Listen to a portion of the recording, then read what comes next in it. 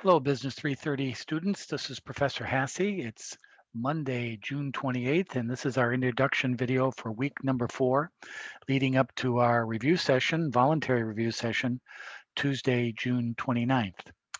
Our topic this week is chapters 6 and 7, capital valuation in the form of bonds and stocks, the two largest ways that corporations raise money, issuing debt in the public markets and issuing stock equity in the public markets.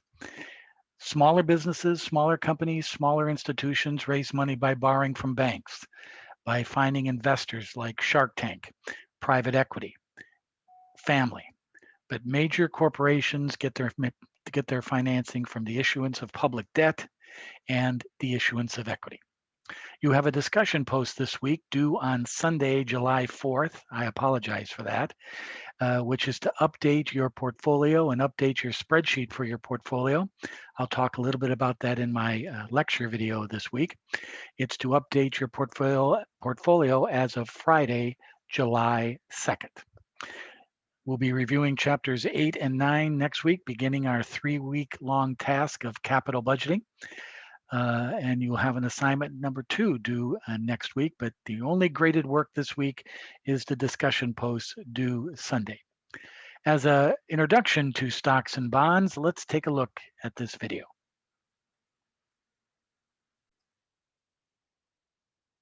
The words stocks and bonds are commonly mentioned in the same breath, but they're very different investments. In this video, you'll learn how bonds differ from stocks. You'll also learn what terms and characteristics are unique to bonds. Let's start with a basic definition. A bond is a loan investment, which means an investor is actually loaning money to an entity, like a company, government, or municipality. A stock, on the other hand, is an own investment. An investor who purchases stock actually owns a piece of that company. To say it another way, when an investor buys a bond, he's loaning money to a company in exchange for regular interest payments. When he buys a stock, he's buying ownership in a company. Of course, whenever a loan is made, certain terms have to be established. The same is true with bonds. When a company raises money through a bond, it's called a new issue. In a new issue, millions of dollars of bonds are commonly available. Each bond usually has a face or par value of $1,000. The face value is the cost to buy a single bond. Interest received from the bond is called a coupon. For example, a new bond may pay a coupon of $50 a year. Because coupons are typically paid twice a year, an investor should expect $25 every 6 months.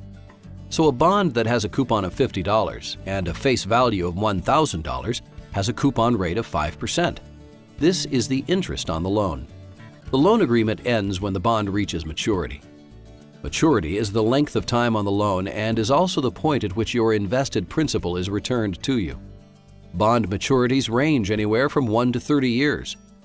Loan investments with maturities less than a year are usually referred to as commercial paper or bills.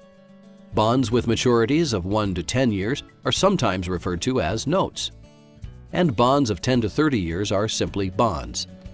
Despite having a maturity of 30 years, some bonds can be paid off early.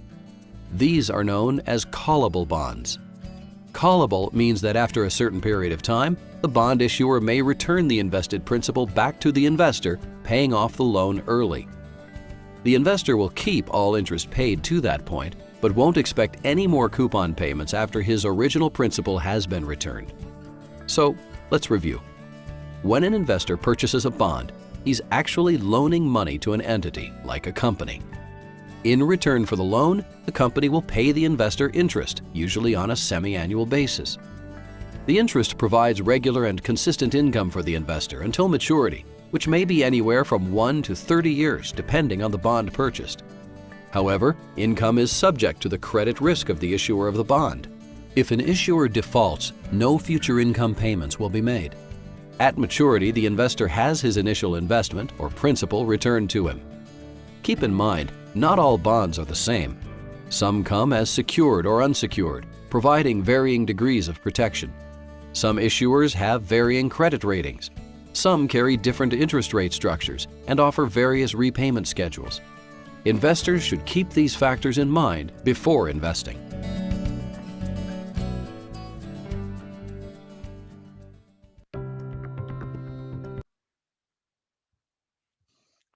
That video was mainly on bonds because most of us don't have much experience with bonds, so that's why I selected that video.